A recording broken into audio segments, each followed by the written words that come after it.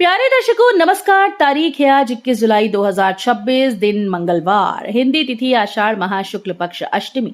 आइए नजर डालते हैं हमारे प्यारे राज्य उत्तराखंड की तमाम बड़ी खबरों पर।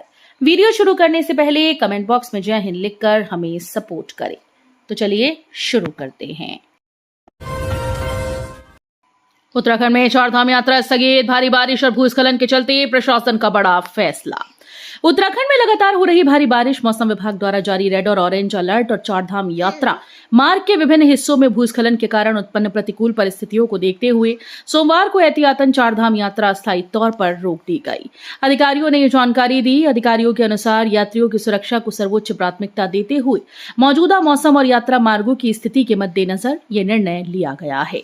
उन्होंने कहा कि ये मार्ग पूरी तरह से सुरक्षित होने और परिस्थितियां सामान्य होने के बाद ही यात्रा दोबारा से शुरू की जाएगी। प्रशासन ने कहा कि तीर्थयात्रियों की सुरक्षा सुनिश्चित करने हेतु ये एहतियाती कदम उठाया गया है। राज्य के विभिन्न हिस्सों में लगातार बारिश और भूस्खलन के कारण कई स्थानों पर यात्रा मार्ग प्रभावित हुए, जिसके चलते ये निर्णय लिया गया है। गणेश गोदियाल ने की प्रेस वार्ता, चढ़ावा मामले में रिटायर्ड जज से जांच और द्विवेदी के इस्तीफे की मांग। कांग्रेस प्रदेश अध्यक्ष गणेश गोदियाल ने बद्रीनाथ मंदिर में चढ़ावा चोरी प्रकरण पर बीकेटीसी अध्यक्ष हेमंत द्विवेदी व भाजपा सरकार पर गंभीर आरोप लगाए। उन्होंने कहा कि नैतिकता के आधार पर द्विवेदी को बीकेटीसी अध्यक्ष पद से इस्तीफा दे देना चाहिए। चढ़ावा चोरी का मामला सामने आने के बाद अब तक सरकार ने उन्हें पद से नहीं हटाया। सोमवार को कांग्रेस भवन में प्रेस वार्ता में गोदियाल ने कहा कि गिरफ्तार पूर्व मंदिर अधिकारी राजेंद्र चौहान ने जांच में ये साफ कहा कि उसे सारे आदेश आरोपी प्रमोद नौटियाल से मिलते थे। कहा कि नौटियाल को सीधे बीकेटीसी अध्यक्ष द्विवेदी आदेश देते थे, इसलिए चढ़ावा चोरी मामले में द्विवेदी को नैतिकता के आधार पर इस्तीफा दे देना चाहिए। भारत चीन व्यापार का रास्ता साफ, 1 अगस्त से शुरू होगा कारोबार, व्यापारी तकलाकोट मंडी में करेंगे प्रवेश।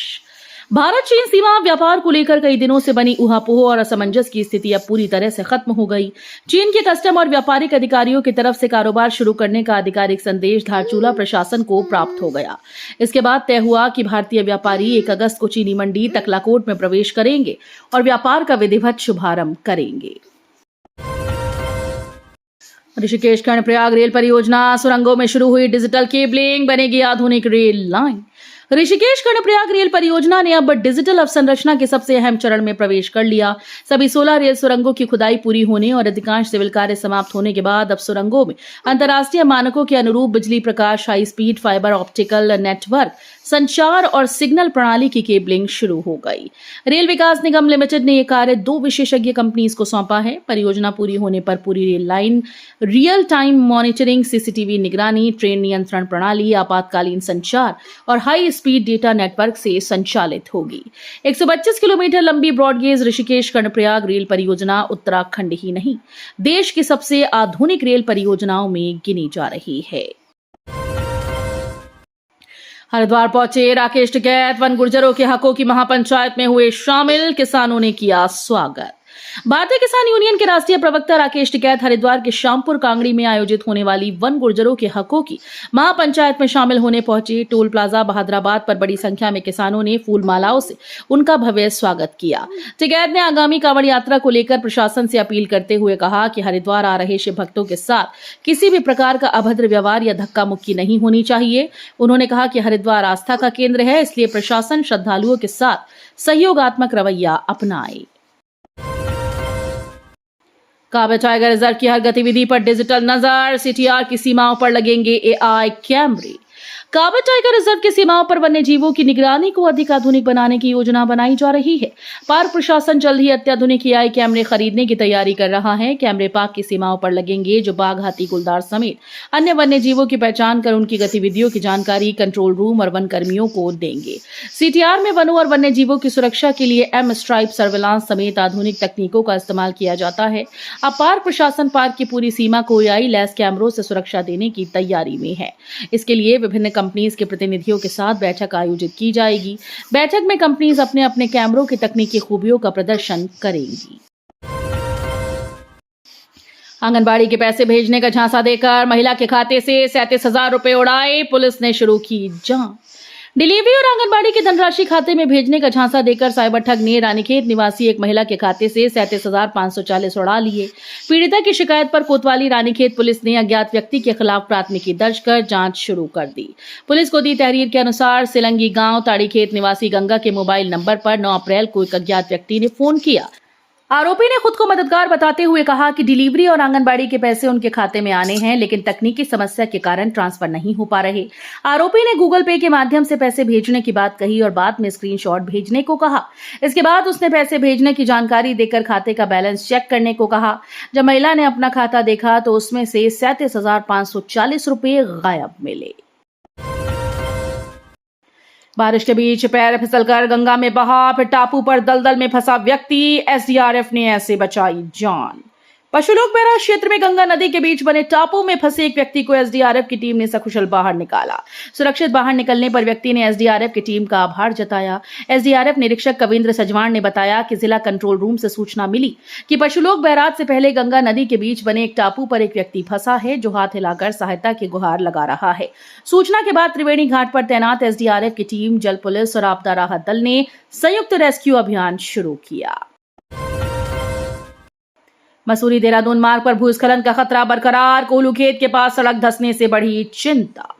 पहाड़ों की रानी मसूरी में लगातार हो रही बारिश के चलते मौसम में ठंडक बढ़ गई। यहां 5 जुलाई से रुक रुक कर हो रही बारिश का सिलसिला अभी जारी है, जिससे जनजीवन प्रभावित हो रहा है। लगातार बारिश के कारण मसूरी देहरादून मार्ग पर कोलूखेत मानीवाला बैंड के पास सड़क का एक हिस्सा धंस गया। सड़क पर मोटी दरारें पड़ गई, हालांकि मार्ग पर आवागमन जारी है।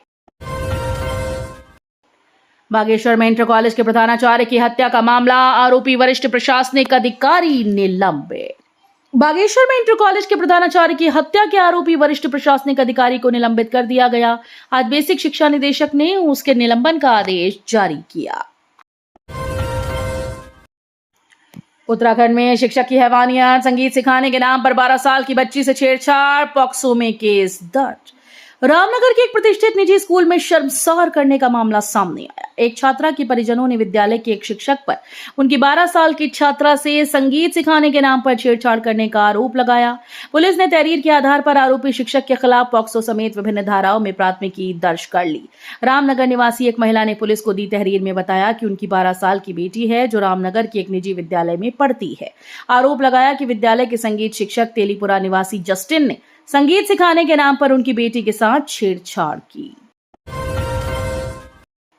नगर निगम कर्मचारी बनकर घर में घुसे बदमाश, बुजुर्ग महिला को बनाया बंधक, जेवर नकदी लूटकर फरार। रायपुर थाना क्षेत्र की गढ़वाली कॉलोनी में नगर निगम कर्मचारी बनकर आए 2 बदमाशों ने एक बुजुर्ग महिला को बंधक बनाकर लूट की सनसनीखेज वारदात को अंजाम दिया। आरोपियों ने महिला के हाथ मुंह बांध दिए, मारपीट की और सोने के जेवर व नकदी लूटकर फरार हो गए। 4 साल बाद अग्निवीर के पास होंगे 5 करियर ऑप्शन। अग्निपथ योजना में भर्ती होने वाले युवाओं के सामने सबसे बड़ा सवाल हमेशा 4 साल बाद के करियर को लेकर रहा है। उत्तराखंड सरकार अब इसी चिंता का समाधान करने की तैयारी में है। राज्य देश का पहला अग्निवीर रोजगार सेल बनाने जा रहा है, जिसके जरिए सेना से लौटने वाले अग्निवीरों को सरकारी नौकरी, केंद्रीय सुरक्षा बल, निजी कंपनी, पर्यटन आपदा प्रबंधन और स्वरोजगार समेत 5 बड़े करियर ऑप्शन से जोड़ने की योजना है। काबित में हड़कंप, पेट्रोल लेकर वन चौकी की छत पर चढ़ा युवक, वन कर्मियों पर मारपीट का आरोप। जानिए मामला। काबित टाइगर रिजर्व की ढेला रेंज में तैनात वन कर्मियों पर ग्रामीण के साथ मारपीट करने का मामला सामने आया।